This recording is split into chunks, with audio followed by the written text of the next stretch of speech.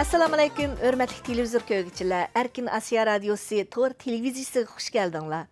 Növbətdə həftəlik mühim xəbərlər səhifəsi boyunca radiomuzda ötən bir həftə jarayonida anlatılgan Uyğurlarga dair mühim xəbərlərni əslətib ötməkçiman. Mən Gülçehra. Diqqətinglər xəbərlərimizdə bolsun. Xitay hökuməti yaqında aqtaşlıq kitab e'lon qilib, Uyg'urlarning Turkiy millat emasligi, islom dinining qo'ral kuchi bilan tengilgan majburiy din ekanligi, Sharq Turkiston nomli bir joyning hech qachon mavjud bo'lmaganligini sharhladi. Dunyoning har qaysi joylaridagi cho'ng axborot vositalari bu haqdagi ko'plagan raddiya xabarlarini berdi. Bu obzor və maqalalarda Xitay hökumətinin aqqarını üstün qılıbatqanlığı ayıplanıb, Xitay hökuməti muşu aqtaşlıq kitab arqılıq özlərinin Uyğurlarını bastırışını aqlaşqa urunmaqda deb görsətdi. Uyğur tarixi və mədəniyyəti sahəsidəki mütəxəssislər bu haqda fikir bayan qılıb, aqtaşlıq kitab mahiyyətdə Xitay hökumətinin ən aciz nöqtələrini aşkarladı dedi.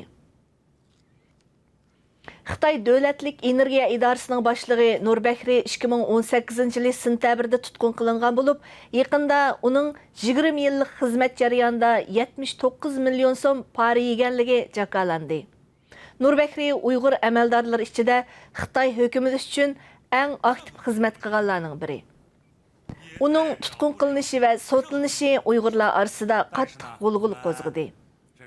Muajiratdagi Uyğurlar bu haqda fikir bayon qilib, Nurbəkirdə Xitay Kompartiyası bir qo'lliq yetishtirgan sadoqatman Uyğur rəhbəri kadrının jazolanışı, Xitay hökumətinin hech qandaq Uyğur kadrga ishonmaydiganligining eng jonliq misoli dedi. O'tgan hafta Qashqa Yengishadagi Uyğur tijoratchilardan Yasin Mehmetning tutqun qilinganligi va Aqsudagi bir lagerda ekanligi haqida uchurlar ma'lum bo'ldi. Aloqador kishilarning bildirishicha, Yasin Mehmet Qashqada ishonch dumlama to'xu restorani ochgan bo'lib, 20 yildan buyon bu restoranni 5-6 tarmoq do'konga taraqqiy qildirgan. Shuningdek, restoranda setilmay qolgan tamoqlarni o'z tavasidagi yo'qsul va yetim yesir kishilarga tarqitib bergan.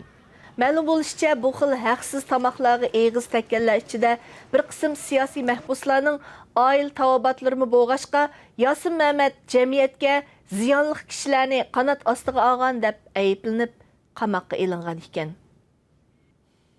Xitoy hukumati xalqaro jamoatga izchil kasbiy tarbiyalash maktabi deb tonishtirayotgan lagerlarga qamalgan Uyg'urlarning amaliyotda yuqori ma'lumotliq, hech qanday kasbiy tarbiyaga ehtiyoj yo'q kishilar ekanligi borgan sari oshkor bo'lishga boshladi. Yaqında BBC'ning Uyg'urlar diyoridagi bir lager haqida ishlagan ziyorat filmida ishsiz deb tonishtirilgan kishilarning biri Qashqa viloyatlik madaniyat yodikorliklari idorasining kasbiy xodimi Akbar Abaydulla ekanligi ma'lum bo'ldi. Xitoy hukumati ishlagan kasbiy tarbiyalash maktabi haqidagi bir filmda ishsiz deb tasvirlangan yana bir aylanning bo'lsa, Xi'an Pan Texnika universitetining injenerlik kasbini bitirgan Xitoycha va inglizcha tillarga shuningdek kompyuter mashg'ulotiga bakmo pishiq bo'lgan Rajab Niyoz Habibullah ekanligi oshkorlandi. Amerika Davlat Majlisida muzokara bosqichida turayotgan Uyg'ur kishilik huquq siyosiy qonun loyihasiga imzo qo'yayotgan palata a'zolarining ko'payishi Uyg'urlarni to'liq xursand qilmoqda. Yaqında Amerika Kengash palatasida ochilgan diniy erkinlik temasidagi yig'inda Kishilik huquq komitetining raislaridan Chris Conis, Som Tillis o'zlarining bu qonun loyihalariga imzo qo'yganligini bildirdi. Ma'lum bo'lishicha, Uyg'urlarga munosabatlik ikki qonun loyihasi yaqin kelgusida kuchlik va sistemalik bir shaklda rasmiy ma'qullashga sunildi ekan. Amerikaning Philadelphia shahridagi Yahudi yoshlardan Matt Tucker uyushtirgan Oq Ko'k 19 harakati Xitoy hukumatining Uyg'ur diyoridagi siyosiy bostirish harakatini har qaysi joylardagi avom xalqqa bildirish maqsadida dunyoning har qaysi joylarida tashkillanishga boshladi. Bu harakat tinch shaklda o'tkaziladigan faoliyat bo'lib, uningda Uyg'urlar duch kelayotgan turli fojialar har xil suratlar va bayonlar orqali xalq ommasiga tushuntirildi ekan. 21-iyul kuni bu harakat dunyodagi bir necha shaharda tangli o'tkazildi. Uyg'ur faoliyatchilar bu xildagi sukut shaklini olgan faoliyat haqida ma'lumot berib, buningmi da'vo yo'lidagi bir vosita bo'ladiganligini bildirdi.